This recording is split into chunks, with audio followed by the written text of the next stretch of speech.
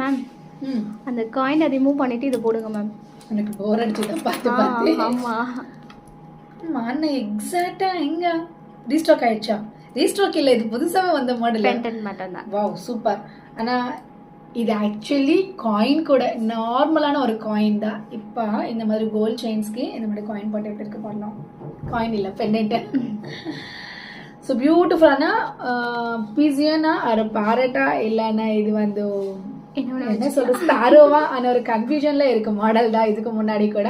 So நிறைய பேர் வெறும் பென்னெட் மட்டும் தான் வேணுமான்னு மெசேஜ் பண்றாங்க. ஸோ அதுக்கு தான் இந்த மாதிரி கொஞ்சம் மாடுலேட் பண்ணி வெறும் பென்னெட் மட்டுமே ட்ரை பண்ணா நல்லா வந்தது. ஸோ கலர்ஸ் கூட 2 கலர்ஸ். இதுக்கு முன்னாடி கிரீன் தான் இருக்கு, இப்போ ரெட் கடை இருக்கு. ஸோ நம்ம செயின்க்கு போட்டு பார்க்கலாம். சூப்பராக இருக்கு, பார்க்குறதுக்கு சும்மாவே இருக்குது. அந்த போட்டோ மட்டும் ரொம்ப யூனிக்காக டிஃப்ரெண்ட்டாக இருக்குது தெரியுமா.